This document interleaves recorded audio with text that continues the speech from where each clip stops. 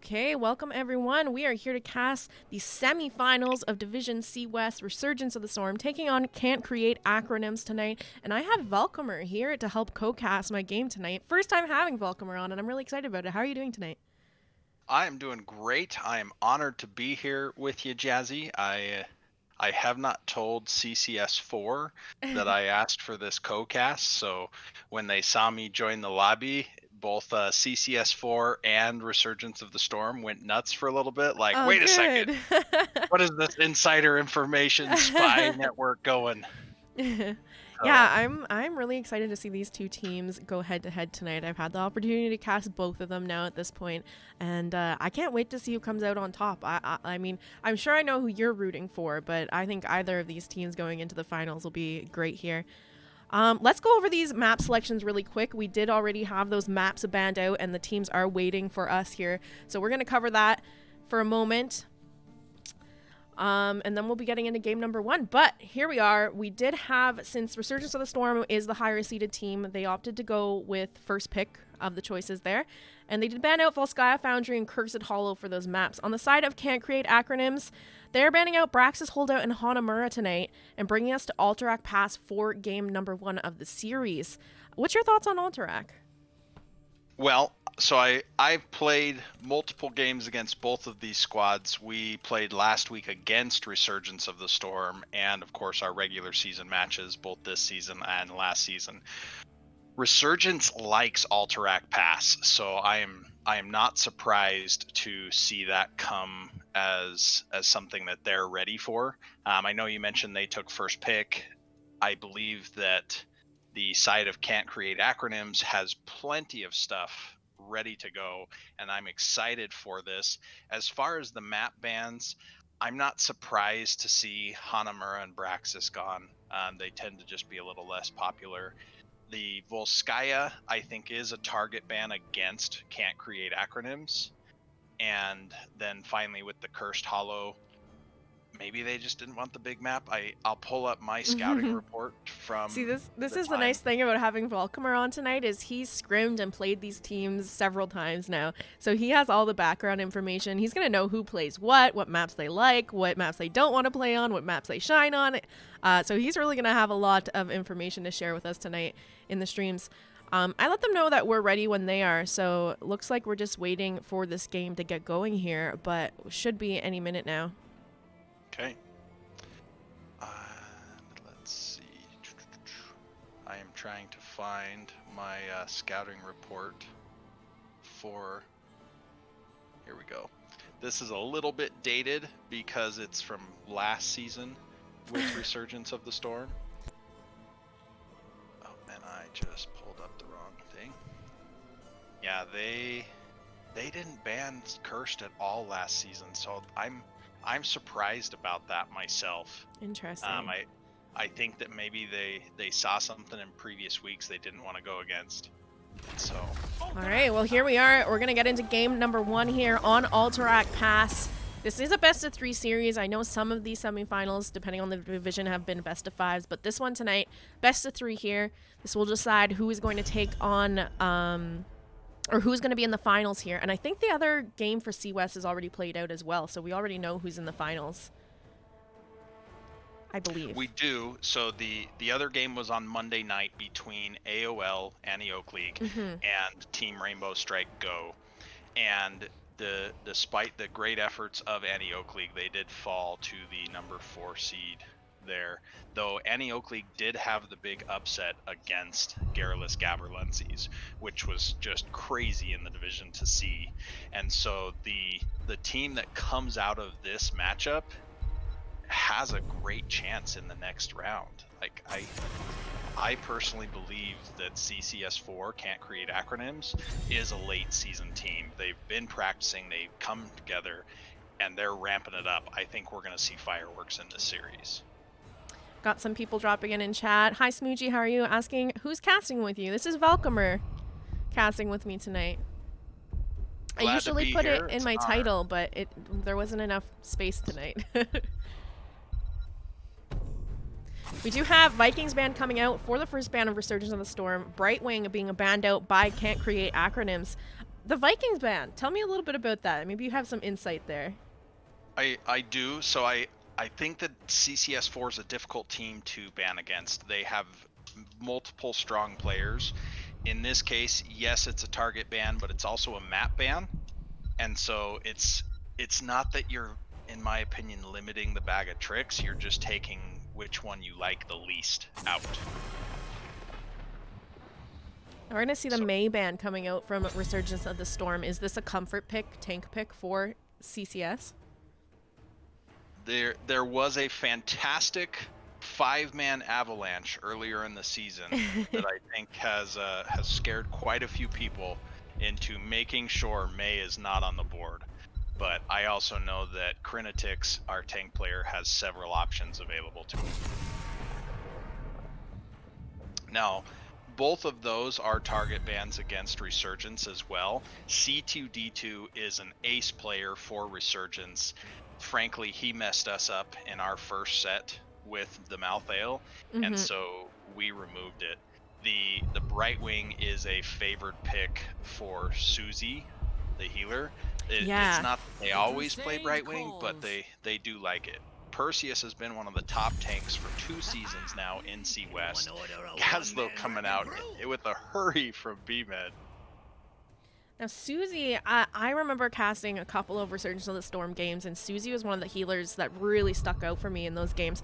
So I'm not surprised to see a target ban onto him, and I'm excited to see what he picks up here as well. One thing, so we played against Resurgence on this map.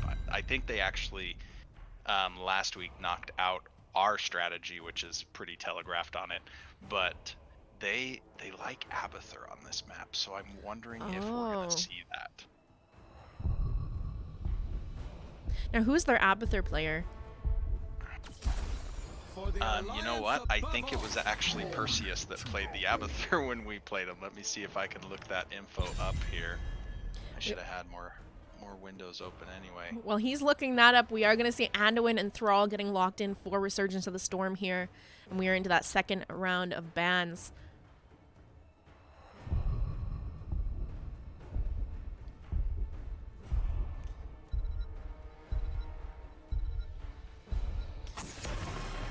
There's going to be that Sonya being banned out by CCS. So Sonya's another one trying to target C2D2. He's been their off lane for quite a bit this season. C2D2 again is a fantastic player. We've played against him in the assassin role and the off lane role. I think it's tough to ban against him. Wingman loves mages, and so everything's kind of fallen into place so far as the draft of Resurgence of the Storm. If I were to say, are they playing comfort picks? Absolutely. Are they experimenting? No, the playoffs isn't the time. So it begins. ETC and Deck are getting picked up now by CCS. Now, you were just kind of saying it's not really the time to experiment, so these picks something that you typically see out of Can't Create Acronyms? I think there's a lot of danger there. I don't think this is something that is brand new to them. Do I think that this is the last of their comfort picks? Not at all. I think they've got plenty of opportunity still coming forward. I really like the ETC Deckard pickup. There's definitely some scary wombo combo potential there. If you land a nice stay a while and listen and then follow it up with a grab bomb and a mosh, whew, that could really be a big thing for Resurgence to have to deal with. I don't know that you can take Mosh now with Ming on the board. She's just so snappy of an interrupt with the Force Blast, or what, I can't even remember. I'm not Wave of Force, yeah. Wave of Force. So, and maybe you leverage the global aspect. I like the siege potential for both teams here. If a fight goes heavy one way, we're gonna see some siege. So who are you favoring? I mean, obviously you might have a favorite team, but off the draft, what draft are you liking? I'm wearing my blue shirt because CCS4's colors are blue. This is the closest I own to it.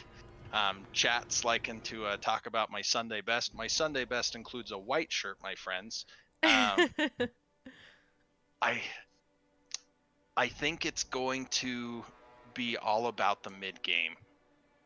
Early game, if I had to give it over to one side, I kind of think it's CCS4 early game. But once Ming gets her tools online, are we going to see that light bomb falling sword combo out of Resurgence? I don't know. I like the idea of a purification salvo, earthquake, light bomb, just everything. There's tons of wombo potential. And so I think it's about that mid game. Who's going to set themselves up for mid game and who's going to make it happen during mid game. Okay. Well, there's the hot take from Valkymer. We are ready to get into this game number 1 on Alterac Pass. On the left-hand side here, we have Resurgence of the Storm with Pig Merlin on the Thrall, Perseus on that Joanna, C2D2 rocking the Phoenix, Wingman on the Li Ming, and Susie on the Anduin. I kept getting distracted. It was Perseus on the Abathur before. We've got Arcane on the Tassadar, Great Putu on the Sylvanas, Subutai on the Deckard, Crinotix on the ETC, and B Metaho on the Gazlo.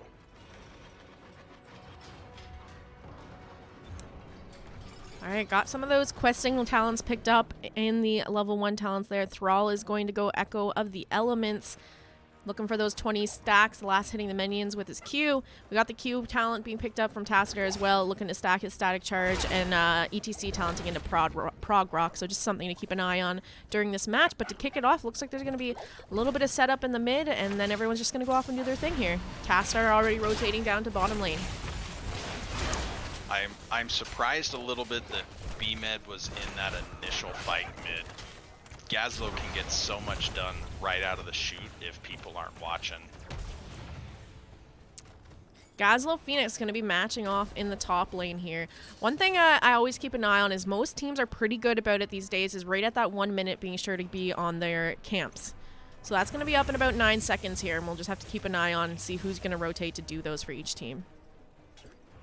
Deckard dropping off some friendly potions top. Thrall and Tassadar having kind of a gentleman's duel here on the bottom to see who can clear minions. We are going to see Sylvanas and Deckard starting to work on the siege camp of Can't Create Acronyms. On the side of Resurgence of the Storm, Li Ming and Anduin working on theirs. Ming not the best for camp clear here, so this might take them a little bit longer than CCS. The same idea there. I was thinking that if they were going for it, either Thrall or Phoenix would rotate off and Ming could catch the Soak in the waves, but she's going to be taking the camp here.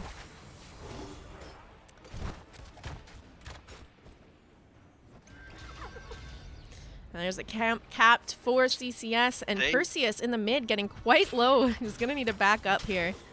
They were within just a couple seconds of each other there, though, so these camps are extremely even.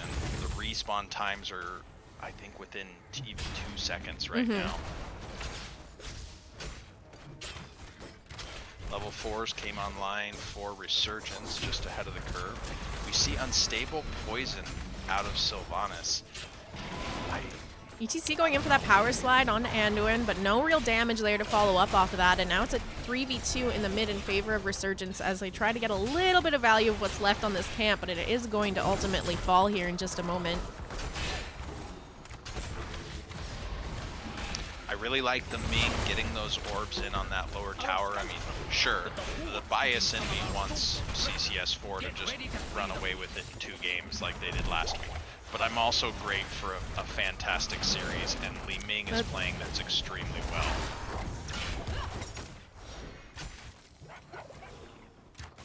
If we look at top, the Phoenix seems to be holding his own quite well against this Gazlo here. We did have Deckard up here for the majority of the time helping Gazlo out, but now that he doesn't have that help in lane, he's going to have to back to Hearth here before objective comes up.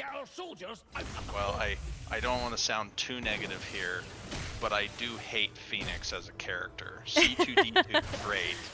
I think Phoenix gets away with too much. A little bit of a fight happening down here in the bottom lane. Pig Merlin getting a bit of damage onto Arcane here. And Resurgence back on that camp right away. CCS4 going for the gank on Phoenix, but it looks like he is away. Does the root hit? It does. Is there follow-up?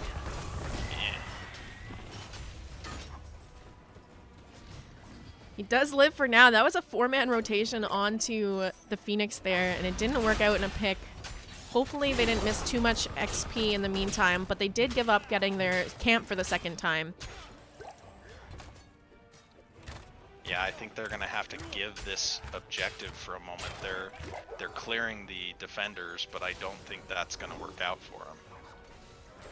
C2D2 looks like he wants to try and pick something here. Force wall coming out from Tacitor, stopping the advancement of Resurgence of the Storm here, so they're going to be able to back out just fine. And now there is a call for that camp. Jazzalene starting to work on the siege camp on the side of CCS.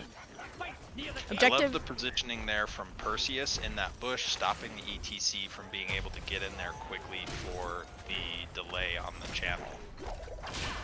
Channel is started now for Resurgence of the Storm. 13 seconds left until it's fully completed. So let's see if CCS can make a play here to recap this. CCS did get a little bit ahead with Tassadar picking up bottom soak. It does look like they've got it closed. Only 3 seconds left, and they're holding this camp. They've got it cleared. The Gazlo turrets may have actually been what finished it there. I'm trying to watch on your stream, which I've got up muted, to see if that's what finished it. All right, that Phoenix being eyed once again by CCS, but he is able to get on out of there. Gazlo starting to drop some turrets around the point now, and they are going for the channel. It is interrupted by Thrall.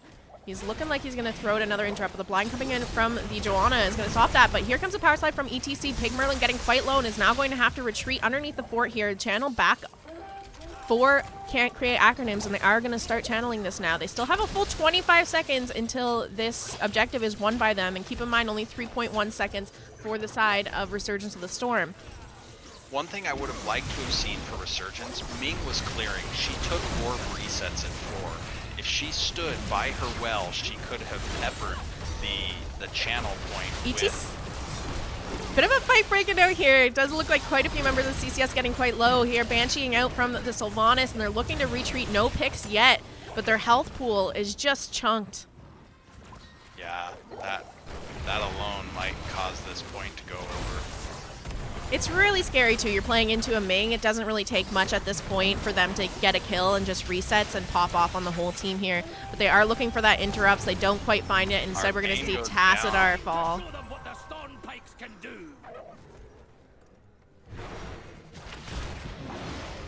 So we do have the riders coming out for Resurgence of the Storm here. Gazlo already set up in the bottom, trying to turn that wave in CCS's favor to see what kind of defense we can mount.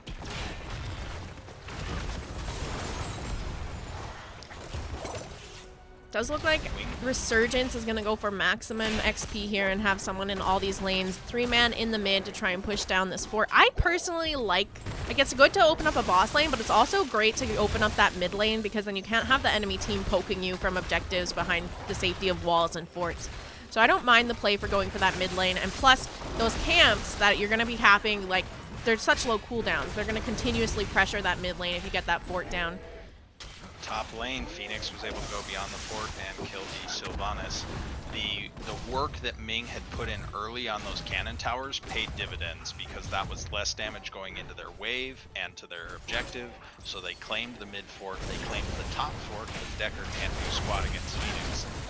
And now it's down to bottom wall to see what they can get done there. Resurgence setting up for a mid game. Let's see how they keep that lead. Yeah, Resurgence almost up a full level right now on Can't Create Acronyms. You do have siege camps and bosses up and available for both of these teams to take a look at if they would like to. It does look like Resurgence of the Storm is going to go ahead and start their siege camp right now. Right now, Phoenix is 1,300 experience ahead of the nearest player on Can't Create Acronyms. And so that's a big deal where you can see their level lead. They're going to hit 13s first and be able to take a fight. I think if Can't Create Acronyms could get some of those picks that they've been trying to go for on the Phoenix, it could really even out this XP lead that he's gotten for his team here. But unfortunately, the couple times that we've seen them rotate onto the Phoenix, he's been able to just shift out of there in just enough time to save him. Naira Darkstorm asking in chat, what is C2's APM. He is currently at 305, though it's starting to level off around 300. Thank you, Ollie OBS, for having that feature in it. Looks like we're gonna have another prison camp to Now knock those down. level 10s were hit quite a bit ago. We didn't quite go over the ultimates picked up here, but on the side of Resurgence of the Storm, we are going to see that Purification Salvo getting picked up by Phoenix, Earthquake from the Thrall, Blessed Shield from the Joanna, Wave of Force from the Ming, as we expected, as it is Mosh from ETC, so the interrupt there, and Light Bomb from the Anduin. Yeah, I feel like everything went kind of how we thought at the draft loading screen. On the part of CCS4, we've got Stay a While, we've got Archon, we've got Miniature Look at this rotation coming out from Resurgence of the Storm. They catch the Tassadar and he's just blown up. He did not pop Archon, which would have given him a little bit of shield, but I think that patience probably will pay off in the fight that's about to happen. Yeah, I'm gonna have to agree with you there. I mean, even if you popped Archon, you're basically wasting your ult. There's no way I don't think he survives that. The CC and the burst damage coming out from Resurgence of the Storm is just too strong. There's gonna be a boss call coming out from Resurgence now. They're gonna work on this bottom boss. Let's see what CCS decides to do. If they're aware that this is going on, and they're gonna make a boss call as well, because they are rotating up here. Gazzo dropping turrets, and here's the boss started for CCS.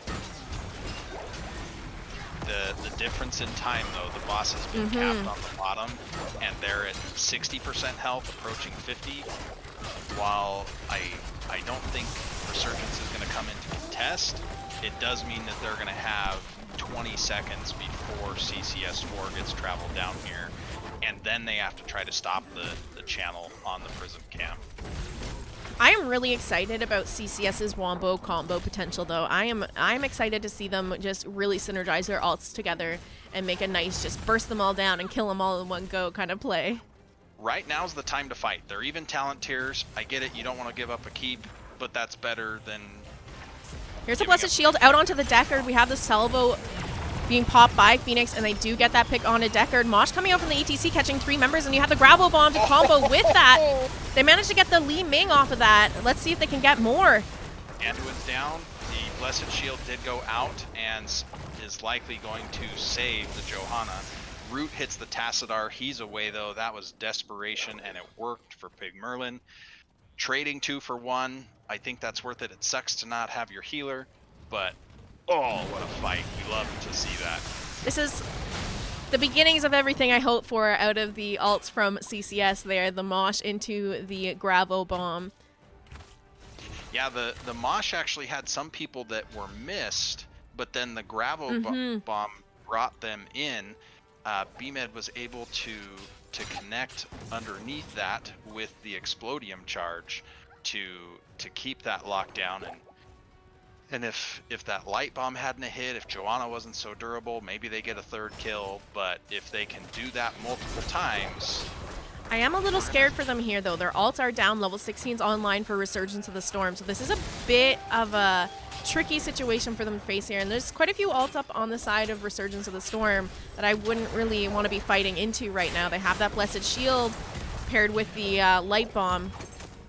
A big talent choice to point out is Encore on ETC, so he has his Mosh up in 2 seconds more. All right, Resurgence going for that push onto this objective. They only need 8 seconds until they have this channeled. Tassadar did go for that interrupt, but the rechannel started. And here comes the Light Bomb from Joanna. The Gravel Bomb coming out, unfortunately not quite catching any of the members. Big Stay a While and Listen coming out, but again, unfortunately just not the follow-up you need here. We are going to see Deckard, Gazlo, and the ETC fall here, and Resurgence of the Storm capping objective once again and securing bottom keep. And they're moving in on mid keep now. They've got the objective coming. They've got 20 seconds. Now they've just staggered a kill onto Grey Putu, so they've got even more than 20 seconds before the enemy's at full strength. And the cavalry hasn't even hit yet. Now, what do you think we could have seen CCS do a little bit differently here to avoid this situation? I think that we needed to retreat from left objective a little bit sooner. We've got potions to set up. We've got turrets to set up. We wanted to be in position so that we could have that sweet.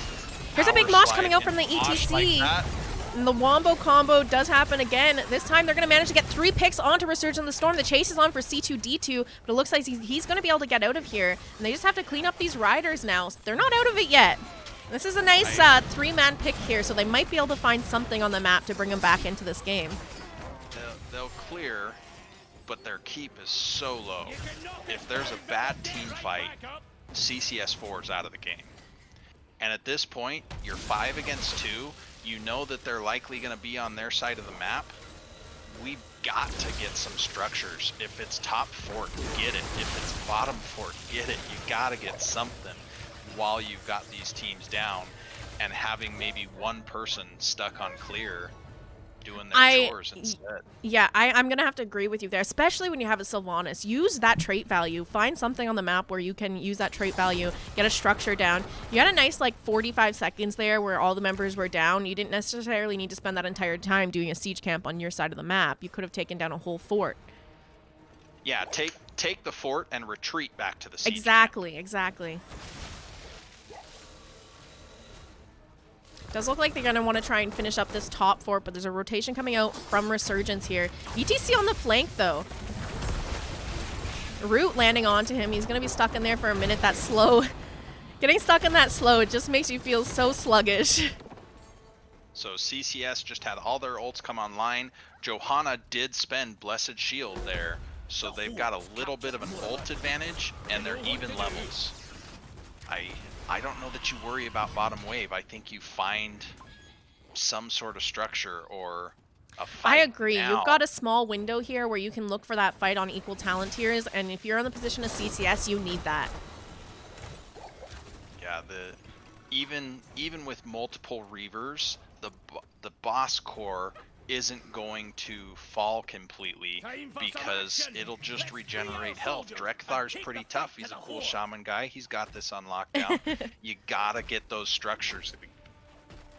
Look at this. Boss was started by C2D2 here. Not sure if they were gonna actually do it or they're just baiting them into checking it, but you're gonna back off that. CCS looking to clean out top. That window quickly closing here. Level 20 is almost online for Resurgence of the Storm if they want to try and get that fight pre-level 20. I think they're going to go for boss. Yeah,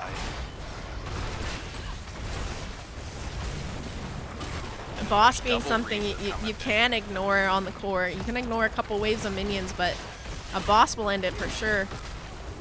Yeah, a boss with 2 forts down wins this trade. Plain and simple.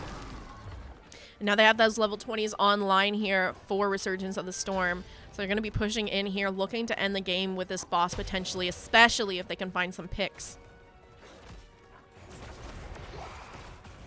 Yeah, I'm not loving this position. CCS4 almost has 20s. They've been trying to cram as much experience in as short of a time as possible. There we go. They do manage to hit those level 20s for the defense. Torbus. Interesting. And I love Torbus. I think it's a blast. It's up there with Bolt of the Storm. And we haven't had a lot of deaths, only 1. But Deathmosh can swing the game. Here comes a Purification Solo out from the Phoenix. Gravel Bomb connecting onto Phoenix there. Fortunately, no picks yet for either team. C2D2 getting quite low. Shields all spent. Condemn connecting onto the Gazlo there. Here comes the Mosh. Unfortunately, Gazlo getting killed by the Phoenix here, and down goes ETC as well. They're trying to get some counter picks, but it's just not working here. Instead, Tassadar is going to fall. Look at Phoenix. Barely surviving, but hanging on and not backing off. And this core is starting to fall here. We saw the Indestructible from Joe, too, and Anduin was able to get her back up before the shield expired, and that is game. GG's and well played. Game number 1 going over to the side of Resurgence of the Storm.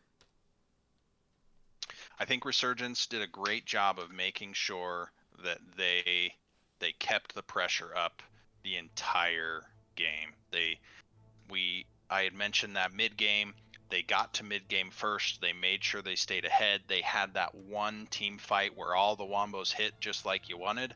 But other than that, they stayed safe when they needed to be. They were aggressive when they could be, and they sealed this one in fairly convincing fashion.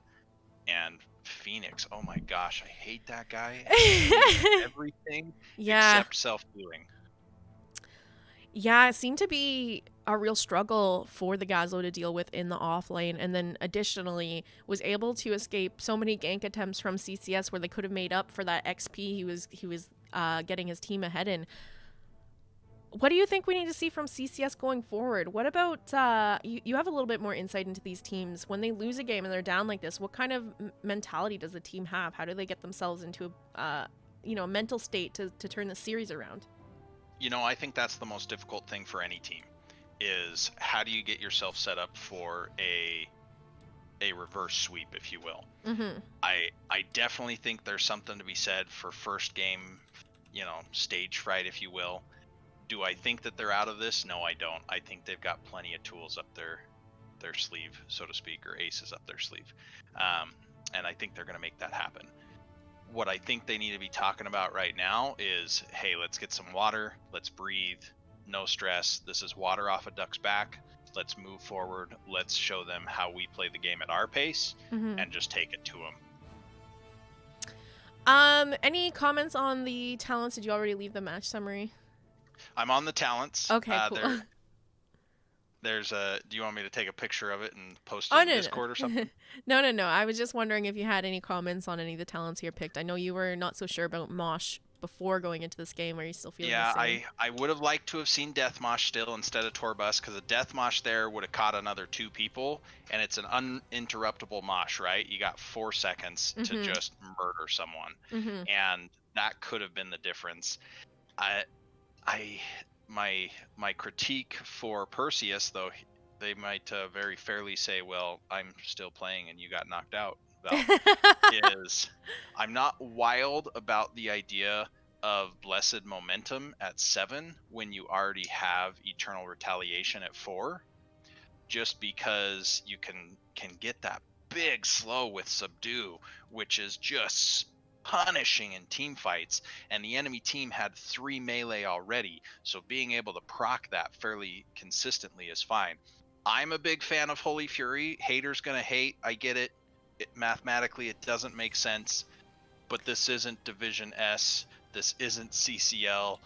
Yeah, this that was is Division C, and I love Holy Fury, so eat it. That was the one talent. If I had to the Joe build, there's a couple different ones that I typically see go. This one's not too out there, but Holy Fury, yeah, everybody, that's a talent that comes up a lot in discussion because people have done the math and they say there's no point. Don't take Holy Fury at 13, but if you love it, you love it. I don't know.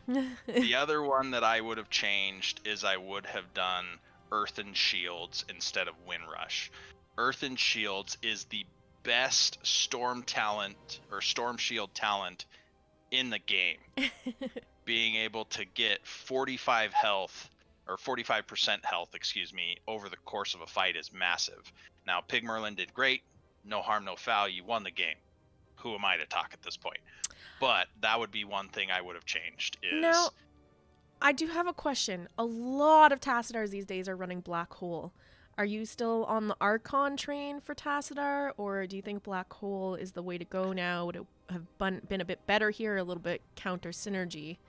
I think it would have been too much anti-synergy, because if you had the Black Hole, or the Gravo Bomb with the miniature Black Hole upgrade and Black Hole, you're pulling someone in, and then you're taking them out of your mosh area. You're taking them out of your stay a while. You're taking them out of your Explodium charge. So I like the Archon, and then the Twilight Archon can absolutely win games. So I think in this case, Archon was absolutely the pick. Do I think Black Hole could work? Yeah, I think it works in a ton of great situations. See, I'm kind of on the Black Hole train these days. And I think that with a team that has been playing together for as long as they have now, that you can probably be okay with it, because you will be communicating and saying, okay, I'm going to look for this, I'm going to send this out. you should be able to play around it okay. And it has an additional disengage as well. We saw it a lot of times that Resurgence of the Storm was kind of really chasing them down there. And a black hole maybe used as a disengage, or even just to like follow up on top of everything after the wombo combo and the mosh and the grav bomb comes out to secure those kills could have worked as well. Does look like the lobby here for game number 2 is up, so we're gonna jump on in there and we will update you guys on these map selections once again. All right, I'm gonna jump out of this. Let's move on over.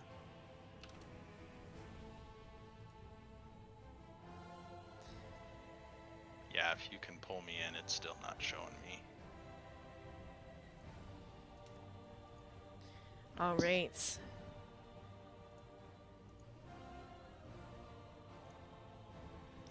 Okay, let's take a look at these map selections really quickly. We are going to Towers of Doom for game number 2 here tonight. If you're curious about how we got here, game number 1, if you just missed it, was played on Alterac Pass. It does seem like CCS has opted to take map pick going into game number 2 after losing the first game tonight. So they're going to be bringing us Towers of Doom. If you're curious about those map bans, Brax's Holdout, Hanamura, banned out by CCS. Resurgence of the Storm taking away Volskaya Foundry and Cursed Hollow, so we won't be seeing those maps tonight. I love Towers, though. It's my favorite map, so I'm not disappointed by this. Yeah, I have a blast with this. I think that while, yes, there's the conventional strategy of hold bot, there's ways to disrupt that. There's ways to have fun. It's not over until it's over. You could have 1 point left on your core and come back and win this.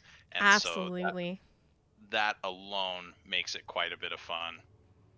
Yeah, we've actually seen that playing out in a couple other divisions this season in the playoffs. We saw some pretty exciting Towers of Doom games where it was really down to like a couple hits on both sides and whoever won it, and it ended up it was a Division B West game, Uwu, playing against Cosmos. They played on Towers of Doom, and it was like a fight over a tower and Jazzalene pushing in minions top, and whichever one went in first won the game. It was a really fun match.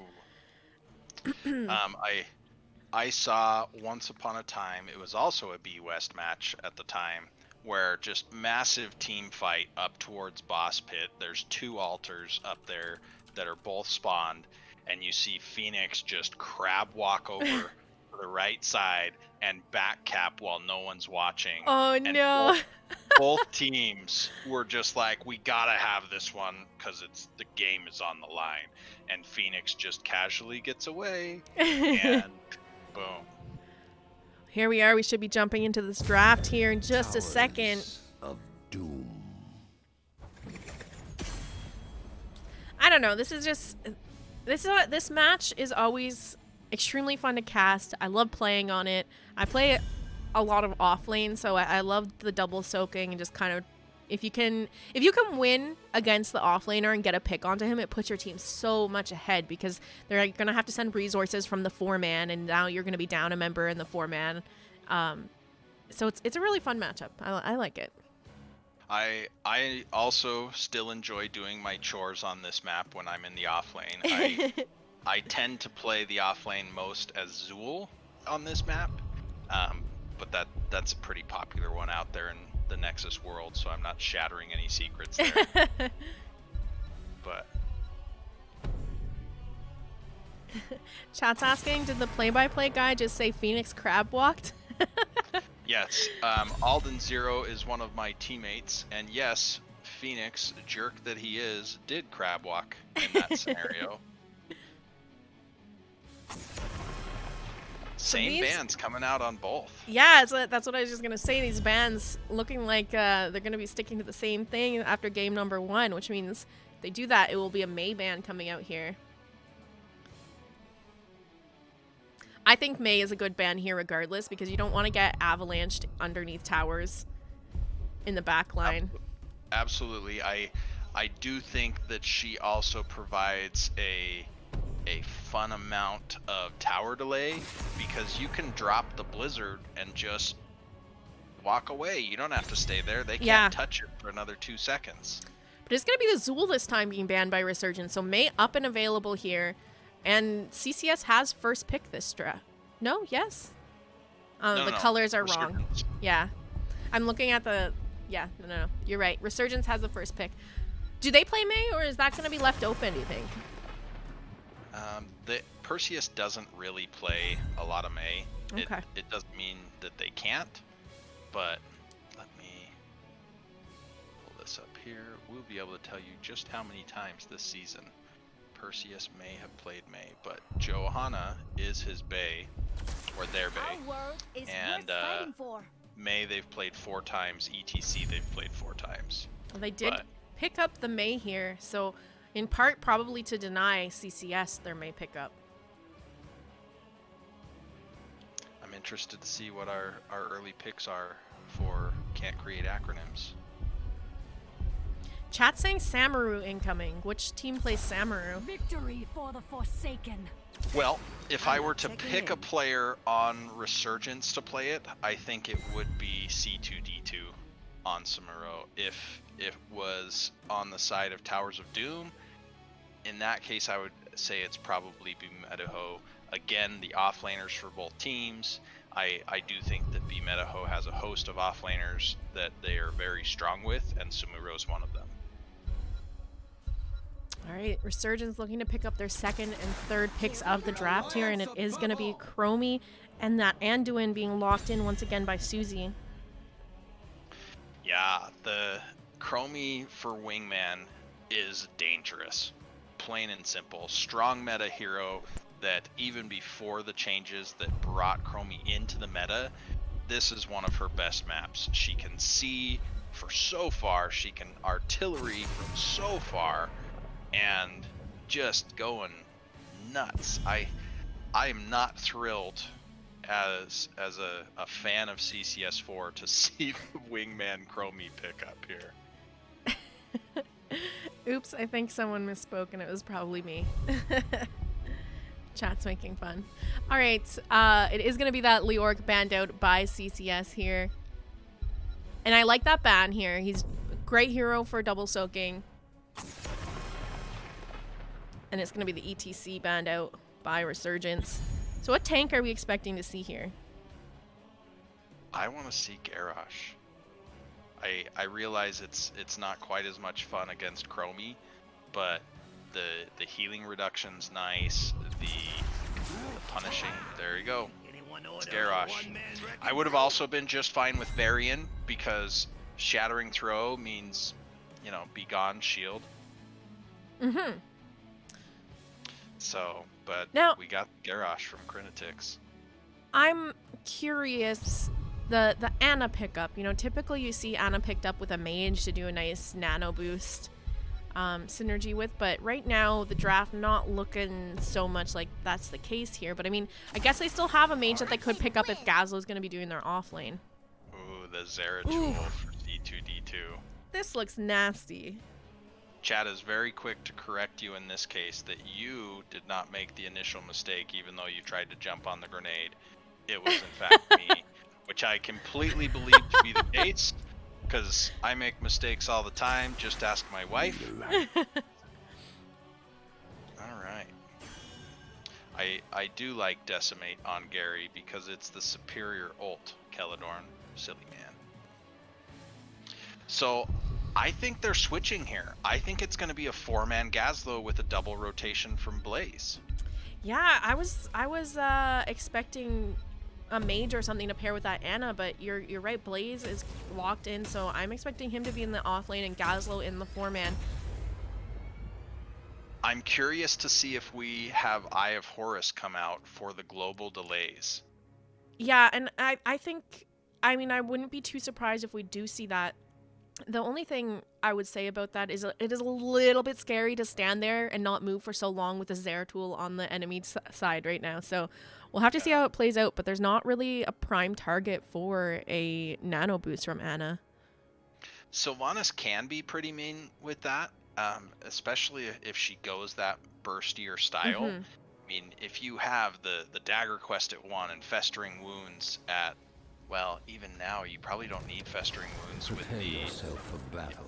If you wanted, this is crazy talk, but if you wanted to, you could go Mind Control with Dagger Quest and dagger 4 and 7, and now you are resetting your dagger cooldown. You hit that person with 3, and they just evaporate to the maw with them if they're evil, maybe Bastion if they're good.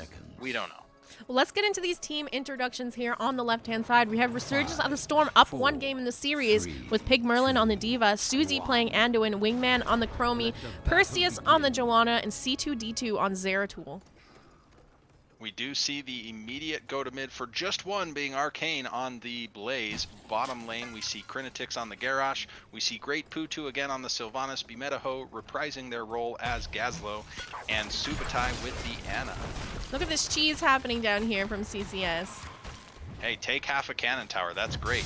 Garrosh did his job as a mobile zoning platform, just gurring in the jungle to get people to watch him instead. Now, sometimes Aliobs does this thing where Diva talents just don't want to show, and it's happening right now for me. Yeah, for me, I don't see her. So we can't bar see either. anything on Diva, unfortunately. She took full metal, going to the tab screen, which I have a little bit more liberty to do. So full metal works great in that double soak scenario because you get up close and personal with the minions, you stay healthy, and you're able to double soak with it. Do you have those camps up now and available for these teams to try and cap in the bottom lane? Those sappers are usually the go-to right at 1 minute. It does look like Anduin making the rotation to start the sappers on the side of Resurgence of the Storm. CCS also looking to start there as Gazlo starting it up while Garrosh kind of checks to see what's going on over on Resurgence of the Storm side of the map here. And right now, Blaze a little bit ahead on the double soak, though Zeratul had picked up a wave for Diva, so we'll see what she pulls out there. We do have an invade coming out from Resurgence here. Garrosh popping his Gladiator's medallion to avoid getting rooted from the Anduin, and now some damage being dumped out by the Chromie. That camp's still not capped here for CCS. Gazlo going back to finish that up now with the help from Sylvanas, and it looks like they're going to be able to take this camp without any losses here. So one thing I will say that I'm sad about, even though this is the more meta pick, is we don't have unrivaled strength from Garrosh. And the reason being is you can take an enemy invader on your bottom siege camp and toss them into your middle base with that unrivaled strength talent. It's a blast. I recommend it to everyone. And the Resurgent siege camp did not connect. No, able to clear that up, and now CCS making a play to try and push theirs in here. Level 4 is online. Sylvanas taking unstable poison at level 4, so she's not going to be buffing those sappers as they walk in, but they're going to get a little bit of damage here onto the front wall of Resurgence's bottom keep. And Putu likes that talent at 4, and it is fantastic for wave clear. My personal thoughts, you don't need it as much here, especially if you're staying in the bottom lane. Especially, too, if your team is going to be making the play to push those camps in every time. And Gazlo's getting a little bit caught out here. Does look like his health is quickly falling. He is going to get picked off. And I believe that's first blood.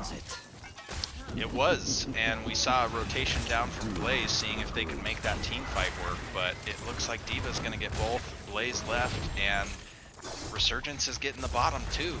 Ooh, Blaze made it up there in time to stop Pig Merlin, but CCS4 waves the flag on that play, coming back in to get healthy. And if I'm Subutai, I'm telling people to calm down a little bit so I can just heal you, dang it. But I'm not a very good Ana, so keep that in mind. Subutai is far more skilled than me there. All right, those siege camps coming back up here in just a moment. 13 seconds on the side of Resurgence of the Storm. Garrosh looking to try and get some picks there.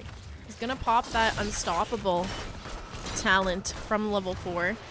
So it's kind of fun now that Gladiator's medallion's in the game. There's a couple heroes, a few that come to mind, Garrosh, Sylvanas, and Melthiel, that have an unstoppable in their kit already. So you have a couple. And there's the toss coming out from Garrosh, stun landing onto C2D2. They are going for this invade here. Chromie on the flank, just dropping all the damage onto CCS. This is a 4v5 right now. Blaze still in the mid lane. And it looks like CCS making the retreat once again. Big save there by Crinetix with Into the Fray on the Gazlo, making sure that Gazlo was able to get out and not take any more damage. Gazlo is a lot sturdier than they used to be. There's a toss coming out onto Mace. Sleep to follow it up. Sylvanas getting some nice damage put out there. but May ultimately able to escape with the help of Anduin. Jazzalene's working on that siege camp now, too. No, at least I think they could have went for the invade Resurgence after they capped theirs and they saw the retreat from CCS and their health bars going so low. So at least for the side of CCS, they didn't do that. They are going to be able to grab this camp. One of the issues there was simply mana for Perseus. They wanted to reset and be ready for this next objective, and they couldn't invade and get full mana for this objective. Be swift, hero. There's the Blizzard coming out from May to try and zone off. Reach the altars before you. So CCS4 has gotten more done in the bottom lane structures, but globally, Resurgence has more pressure on the other lanes, which I'm interested to see how that works out late game. Fantastic body block by Pig Merlin. The Diva mech goes out, CCS4 bailing out, the May in all sorts of deep waters, she falls. The cap does get taken. You can give some of these early objectives, but eventually you have to stop doing that. So CCS4 opting for the additional experience, they're closer to 10s, that has potential to pay dividends, and the kill on May was huge. Especially when you have something like a Sylvanas on your team, as soon as you hit that level 10, and this is what we're seeing right now, you snap, go for this bottom fort, and you just hold that now. And a lot of the times you see these teams just basically int into bottom trying to take it back. So it can really set up your team for the level lead and then ultimately the game if you can do that. Ooh, sleep dart from Subutai onto C2D2 there. I think that that was instrumental in making sure that BMed didn't take too much damage there. Level 10's coming online here in just a moment for Resurgence of the Storm. It's just hit now. But on the side of CCS, we are going to have that Grapple Bomb being picked up by Gazlo. It is going to be Combustion from the Blaze, Wailing Arrow from Sylvanas, Warlord's Challenge getting grabbed by the Garrosh, and it is the Nano Boost coming out from Anna. Yeah, I've got to think what a big void coming out there. Anna May ready to slide right through Maul. There's the Light Bomb as well to follow up. Gravel Bomb coming out. That's going to connect onto a few members here, and they do get the kill onto the Zeratul. Susie looking quite low, and that Avalanche coming out, but that's a little bit dangerous of a situation for Susie now that the entire team's right in his face. I finished off May. Anna finished May. And here's Blaze ready to join the fight now. Anna getting everyone healed up. This bottom keep looking like it's going to fall with the black arrows shutting it down from the Sylvanas. Just in time for next objective as well. They've got where they can take this top altar zone and free take the bottom. They're deciding to cap both at once and take the camp, doing stuff all over the map. CCS looking really strong right now with all of these advantages going over in favor of them here. This is going to bring the score 26 to 28. Still in favor of Resurgence of the Storm. Or sorry, in favor of CCS. So with that double altar, they went from being 8 points behind to 2 points up. Thank you, basic map. Yep. And they stole the siege camp, which while it's not going to make it in, it's not going to be additional shots. It does remove some of the siege potential for Resurgence of the Storm here. We are going to see Chromie just try to poke this down. CCS trying to hold on to it while Gazlo grabs all these camps for them here. I'm sure Garrosh is just looking for that opportunity to get a toss onto someone here. He's going to pop that Unstoppable. He's looking at that Chromie. He does find the toss and stun, but she uses her stasis here. Gravel Bomb out. She's out of position, but Susie gonna pull her out with that Leap of Faith, and now the Void Prison out from the Zeratul, looking to get some counter picks here. Or I should say picks in general, as no one's gone down yet in this fight. So there was one misplay that I saw there, and this is super nitpicky, so C2D2, when you see this later, don't hate me. And that is the Void Prison it didn't quite drop fast enough, and Wingman wasn't able to just sandblast everybody in. And so somewhere between the communications of when you landed it, when it's coming down, things like that, we just wanted to tighten that up for that potential wombo. And there we go, there's a toss on a Chromie. Light Bomb not quite out in time there. We are going to see her fall. This is what I'm saying, is if you just hold on to this bottom lane, so many times I see teams just sit in this bottom lane trying forever to take it back, but all they really do is feed the enemy team more and more XP by dying. And now We saw Garrosh into the fray, one of the pumpkin sappers, to get another point. Oh, snowball being used by May there. Gravel bomb coming out to try and save Gazlo as he's trying to retreat here. The Sylvanas and Gazlo getting caught out, but here's a mech explosion from the D.Va. Doesn't quite connect. Sylvanas getting quite chunked by Zeratul. He's on the chase for her here, but not able to find the kill. It does look like she's retreated to safety here. And everybody managing to stay alive for now. That bottom tower still capped by CCS. Resurgence making the rotation down to try and potentially take this back now. Yeah, I think CCS needed to rotate down here a little bit faster. It's going to fall. You can't save it at this point. Blaze doing his chores is 2,600 experience ahead of D.Va, and he just capped that top camp, which is going to even up, actually probably get him ahead on the top pressure here, and he's off to do his chores mid. Yeah, CCS seeing that D.Va rotation down, that's a big flag not to go for this invade on that camp, so they're going to let that go over, but they are on track to hit level 16s before Resurgence of the Storm.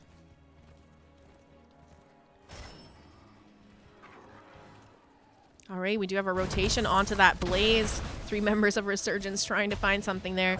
He's a beefy guy. He's able to get out of there and survive. And here's the altars coming up in 25 seconds. Absolutely. One of the things that people just don't always see with Blaze is you've got one of the beefiest possible offlaners. Not only does he have a high health pool, he has on-demand 40 armor, a getaway that can be interrupted, ranged slows. I mean, he's got a lot of kits to get away. The time is now. All right, Garrosh doing a good job of zoning them out here, and these turrets as well being dropped all around the point. The channel is up for Anna. She is able to cap that, and top, we are going to see the towers traded. So this is 2 altars going over to the side of CCS here. 11 to 21. CCS has got to be happy with their position. They're up 16 talent tiers to look through talents to see if there's anything. They're looking for that pick onto Zeratul here. He's getting caught out a little bit, going to have to use that Void Prison. But the tower's getting the kill there. Oh, that was... This is really going to help CCS to really just continue to lead this game. They got that camp pushing him bottom. Now Zeratul down, meaning it's going to be a three-man defense against the 4-man of CCS with this camp pushing in. And Sylvanas just shut down this bell tower. So we could be seeing this bell tower fall once again. D.Va coming in behind. This is a 4v4 now. The tower's shut down for a moment, but... Anna looking like she might be in a bit of trouble there. Is going to pop that Gladiator's medallion, but the light bomb on is going to connect onto her. We see the gravel bomb come out as well. Huge taunt from the Garrosh. She's going to toss out the Anna. Garrosh does fall here. Rest of the members on the run here. Unstoppable being popped by Sylvanas. It does look like the rest of them are going to get out here. Unless they decide to go back in. The stasis being popped by Chromie. They're looking for that pick there, but Zeratul's around and everybody's health bar is so low. He gets the pick on Anna. Bansheeing out. Sylvanas manages to survive here, and now tables are turned a little bit. Resurgence of the Storm making a play for the bottom bell tower of CCS. C2D2 is like tanking. Blaze turned up the pressure top, but I don't know how you stop this bottom siege right now. I think at this point, past level 10s, it's better for his team if he's in for these fights. If you're seeing big D.Va avalanche. rotate. Gazlo's gonna die. Slowly but surely. And was on his team there. And we see the altar secured by D.Va there. That's going to be another shot, some shots onto the core of CCS, but 11 to 17 still in core damage, still favoring CCS. We have a big toss. Here comes the taunt and the light bomb from Anduin, but they're underneath towers, taking tower shots here. They're able to back up, but look at the health bar. C2D2 going back in, gets the kill, but is he going to die to tower shots again? No, he makes it out this time. Less than 200 health. And in fact, C2D2 saved Anduin there. By taking the tower aggro, Anduin didn't get another shot that would have killed him. And C2D2 got out of there just barely by the skin of their teeth type of thing. Oh, that was a really scary position for Resurgence to be in, but ultimately no one on their side fell. And Chromie now here and just trying to poke down the rest of this bell tower.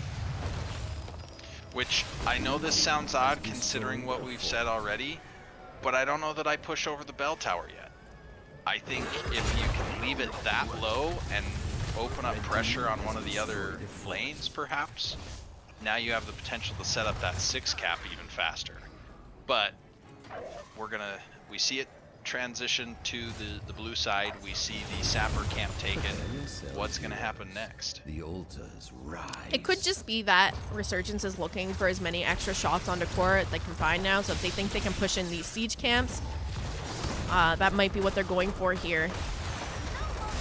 There's a snowball that's going to connect onto the Ana. She'll be okay. Garrosh popping is unstoppable, looking for a toss there, but doesn't quite find it. And now this bell tower kind of in the way here for this next objective. Altar spawning in the bottom, so they're going to have to rotate up here through the bruiser camp area. Let's see if May can stall them enough for Zeratul to cap this. They see D.Va in the top lane. Look at Blaze! Oh, he tries to go in for the interrupt and then decides, no, I better help my team. Combustion being popped here. And Chromie looking to retreat from the bell tower. She's getting quite low. They managed to get that pick onto Anduin, though. But ultimately, that altar going over to the side of Resurgence of the Storm. Level 20 is online for both teams now. Gazlo went down. Sylvanas went down. Tower diving underneath this fort is not working out for him. Now, they did have top fort, which means this altar that was just taken was still only 4 shots. But, man, nail-biter of a game going in here. Absolutely. This is why I love this map. It makes for some of the most entertaining games to watch. As you can see, the score is really coming down here. 11-13 right now in favor of can't create acronyms. Oh my goodness. It's okay, we lost last week.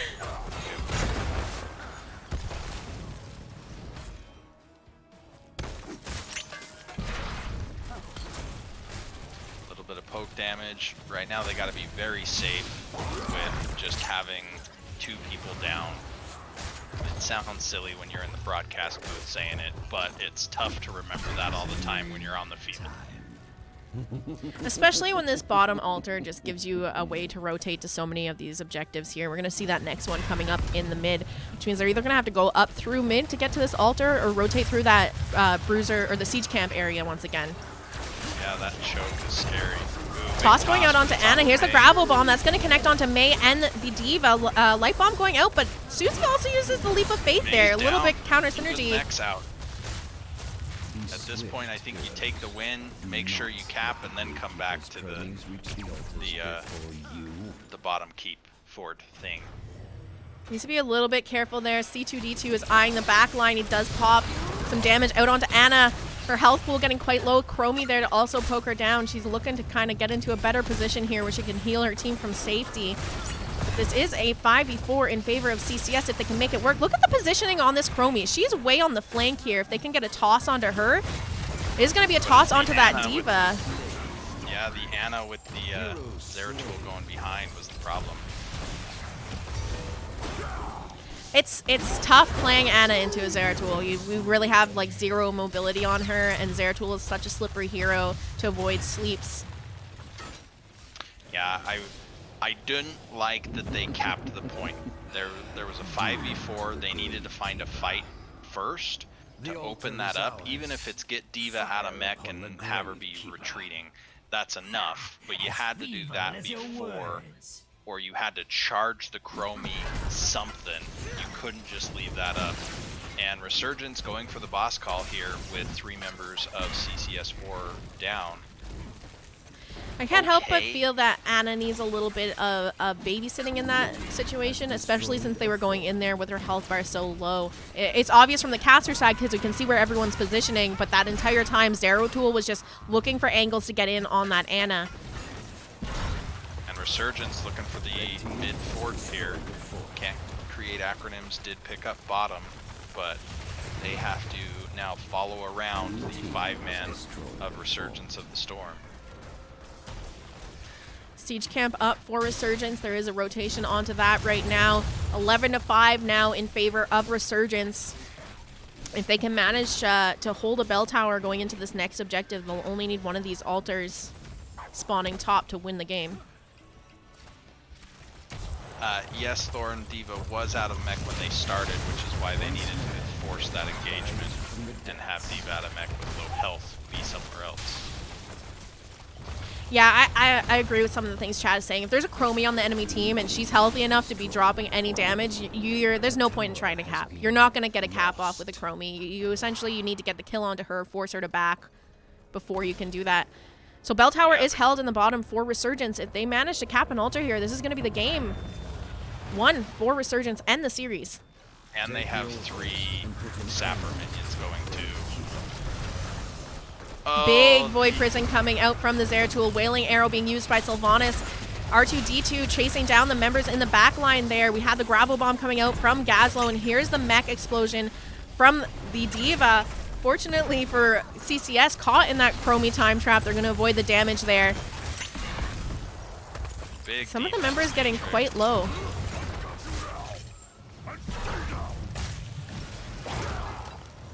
There's that slowing sands from Chromie. Yeah, no. Blaze looking to try and interrupt here. Zeratul in the back line, trying to get that pick onto Garrosh. Blaze going to go down. Sylvanas already down that fight. And there's the Garrosh following the channel on for Susie here. He's going to interrupt with the light bomb. The Gravel Bomb coming out from Gazlo to try and stop the channel here. But all 5 members down, and this is going to be Resurgence of the Storm winning the semifinals match into Can't Create acronymS, moving on to the grand finals happening 2 weeks from now. Next week's a bye week.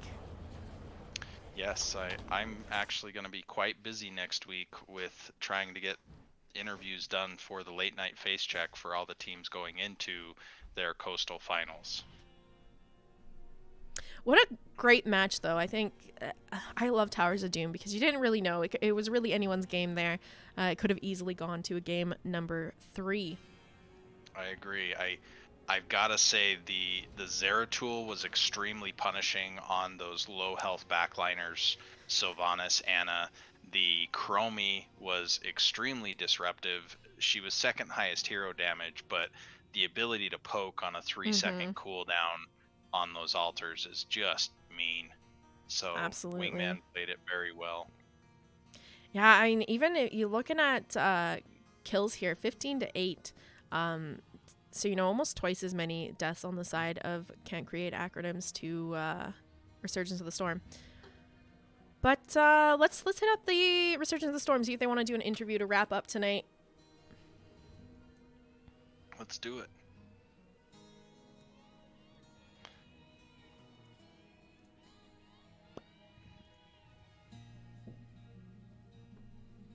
Okay.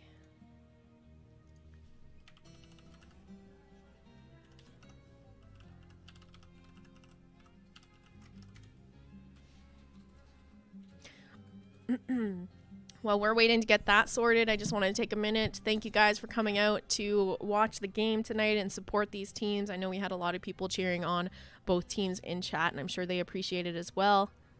We have Cherry Darlin. Hi, Cherry. Hope you're doing well. All right, Cherry, the puppy in the background. No, Cherry Darlin. She's a newer streamer that I found the other day too. too. Chat now. Yeah. Sorry, Cherry Darlin.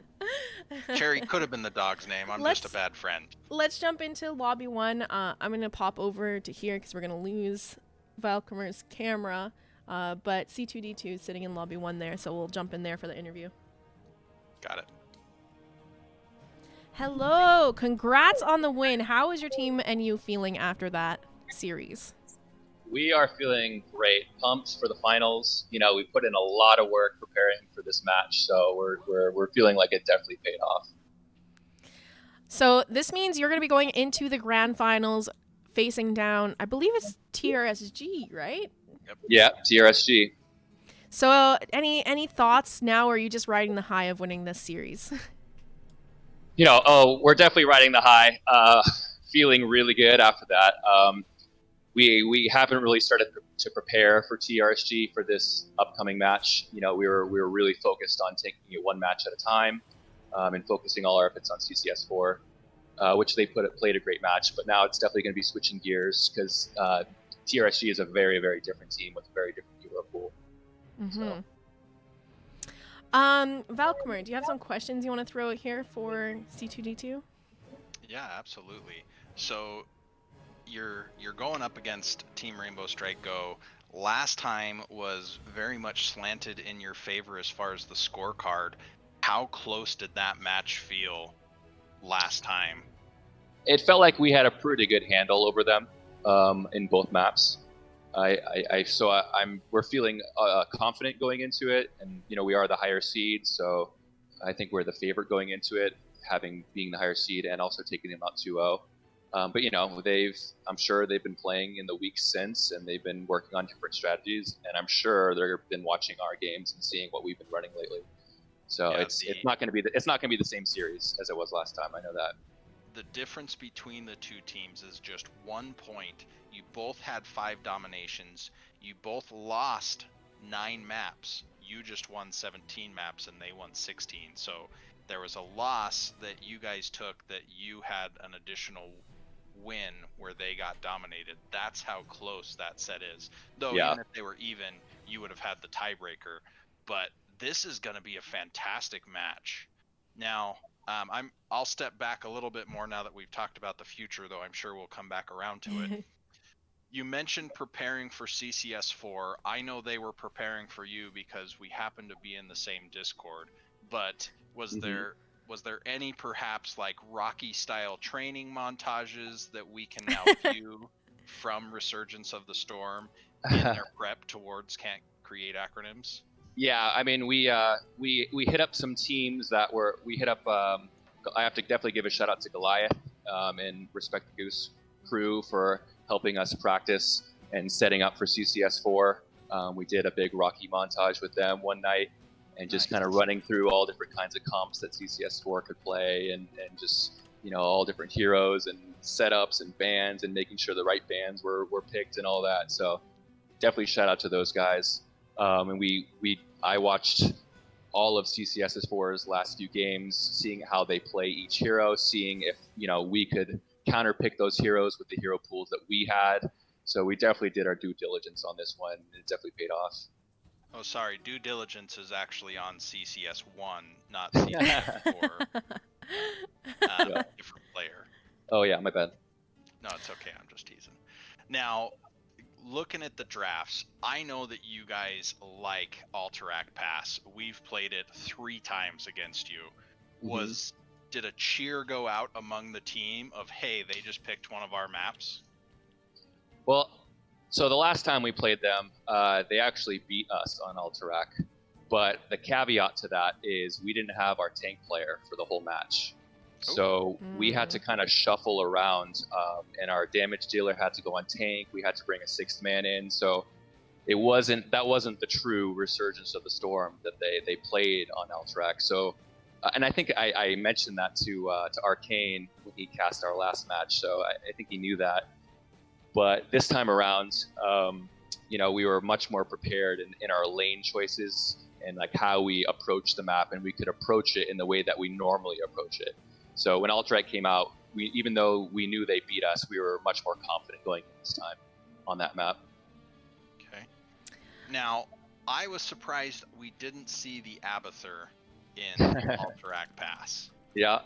You've played that a few times. It's definitely a power pick for the team.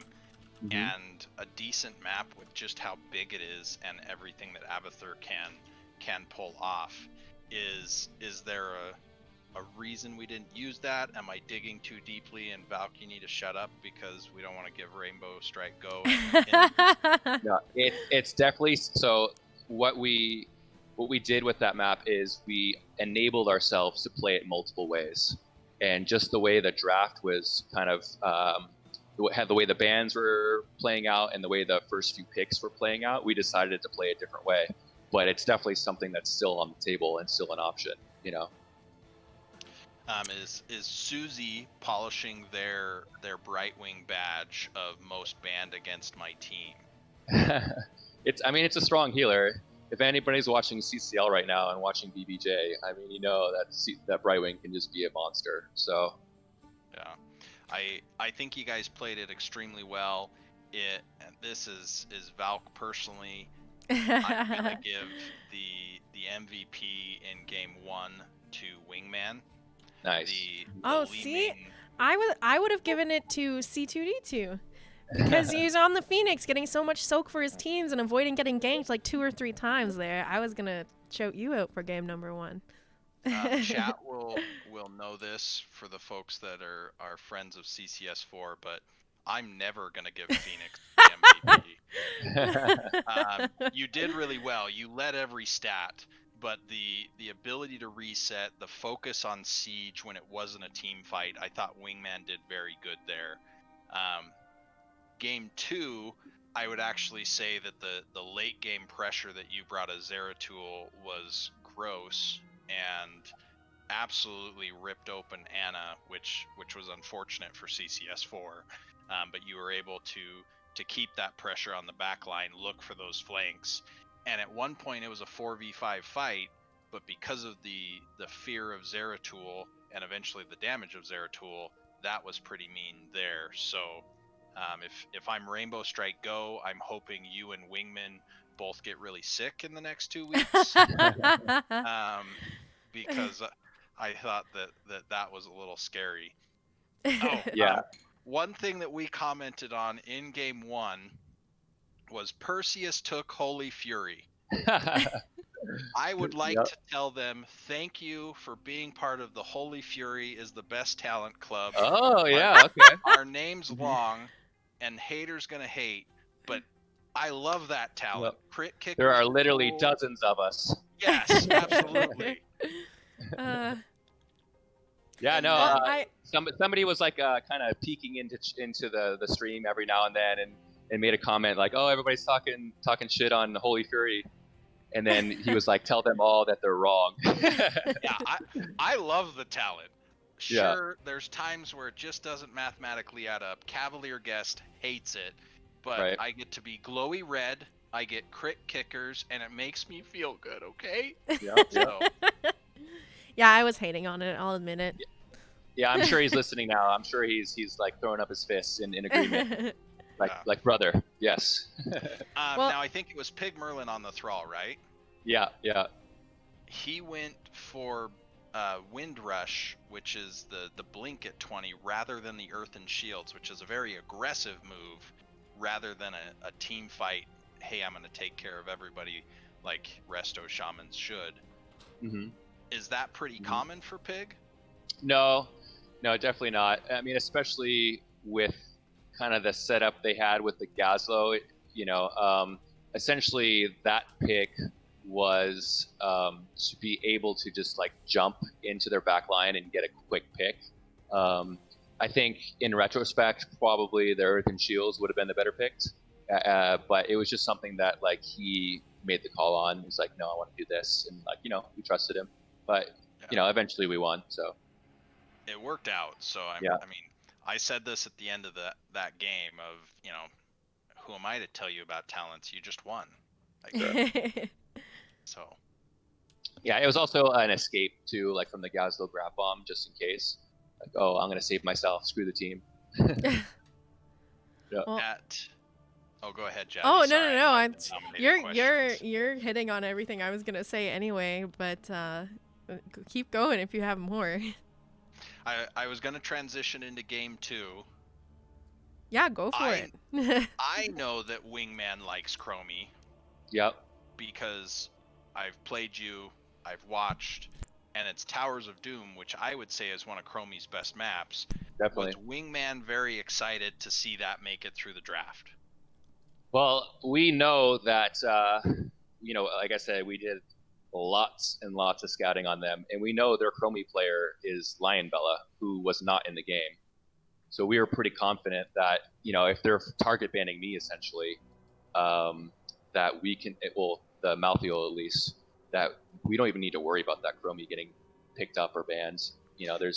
Did you have any intention of playing Malthael if he had made it through the ban phase? If he made it through, there's definitely a strong chance that I would have played Malthael. I can tell you from our first match, the Malthael carved us up. C2D2 is a wonderful player, but he hurts your feelings sometimes with stuff like Malthael or Greymane or even the Phoenix, who's a dirtbag. Can I ask, what point in the draft did you decide, okay, Zeratul's the pick here? Was it, I mean, I know they picked up their Anna pretty early, so did you have an idea of Zeratul's being picked now? I think it was Anna Silv were the first two picks. Yeah. Which to a Zeratul is just like that's food right yeah. there. I love picking Zeratul into Anna's. So Well, I believe Zeratul is one of the highest banned heroes against your team as well. it is. Yep. People just are afraid of having that stealther in the back line, and I don't know that there was a perfect answer.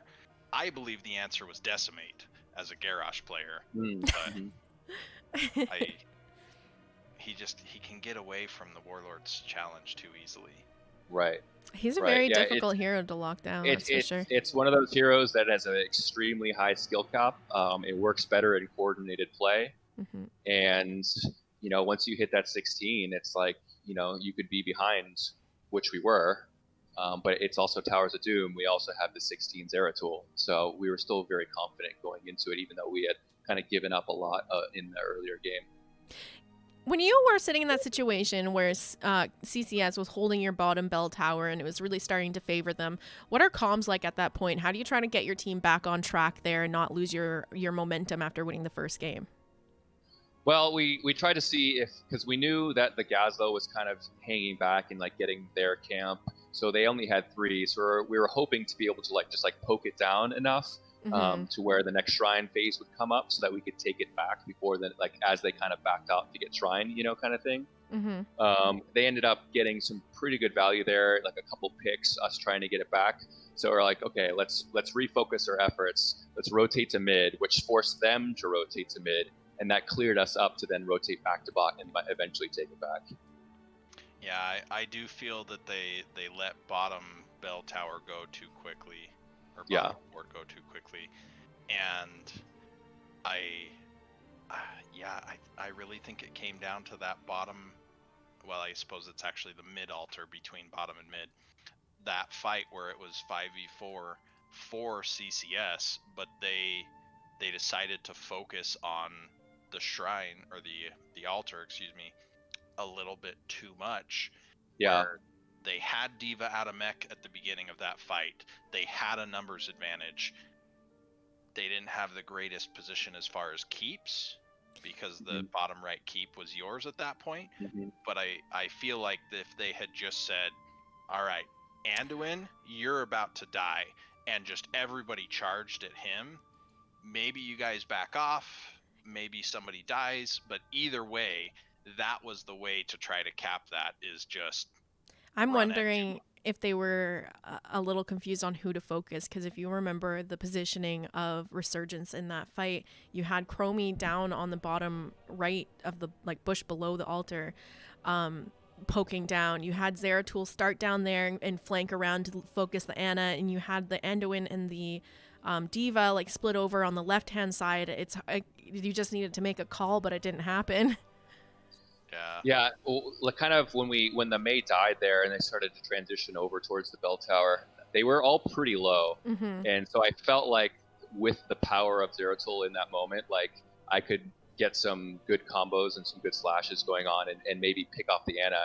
And if we pick off the Anna, then it's now a 4v4, and our Mei is coming back pretty soon, kind of thing. So I was just like, let's see, let's kind of slow play this a little bit. Let's start poking. Let's see if we can get some value here. And then we chunk the Anna super hard. I'm like, okay, all I have to do is wait for my blink to come back up, and I can kill this Anna. And then once we got that kill, it just kind of dominoed, kill. Yeah, that's just the power of Zeratul in late game. Game 2, I would give the MVP to you, which is no slight on your other teammates, but just the ability to get in there and carve up the back line is exactly what you needed in those late game team fights. Because mid game, it was their game. If they had been a little bit, we'll say more assertive and faster on a few calls, I don't know that you would have got back in as easily if you didn't have a Zeratul there ready to say, Anna, it's your time to die. Right. Yeah. So, well, you've got 2 weeks off. We expect to see the next training montage posted to the NGS Discord, so that we can all see the team of Resurgence of the Storm just out there, pumping iron, playing heroes, and running up large hills carrying railroad beams on their back. Yeah, it's gonna happen. We've already started. We got all the equipment. Well, Nice. with that, I just want to take a second to congrats you again on the win. I know you already had a couple shout outs happening on in there, but if you want to go ahead and finish out any shout outs you might have missed or any other shout outs that you have, you can do so now. Yeah, I mean, definitely. This is, I don't know if this is BMing or not, but I really want to shout out to CCS4 for taking out Randy Newman for us, because we have never been able to beat Randy Newman, like ever. So the fact that they did for us, I definitely want to give it up. And I also think they played great against us. You know, that second game could have gone definitely either way. Mm-hmm. Shout out to my girlfriend for always watching and supporting. Shout out to Parker for watching. I know he's been watching. Shout out to you guys for casting. I always love being cast, you know, and these playoff games are more is on the line, more is at stake, the pressure's on, and just like the casting, I can't wait to go back and watch it. And then last but not least, shout out to all my teammates for putting in the work, for showing up to practice, for, you know, really putting everything towards getting these wins, and hopefully it'll pay off in the future. Get that championship, bring it on home. Well, best of luck to you against TRSG in the finals. I look forward to see the outcome of your division. Have a wonderful Thanksgiving next week, and looking forward to seeing you perform in the finals. Thank you very much. Yeah, GG's. Yeah, GG's. Bye-bye. All right, let me get Velcomer up here to wrap things up. All right, just give me a moment to get your cam back on disc or OBS here. No worries.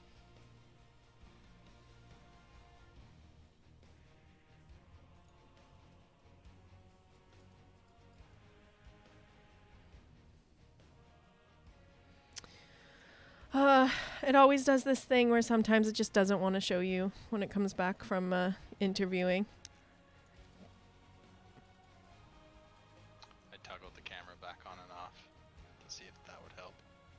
Oh, it's an OBS thing, but I mean it worked. All right, Yay! here we go. Welcome back, Velcomer's face, not just the voice now. Glad to be here. Yeah. Any last thoughts here before we just close out?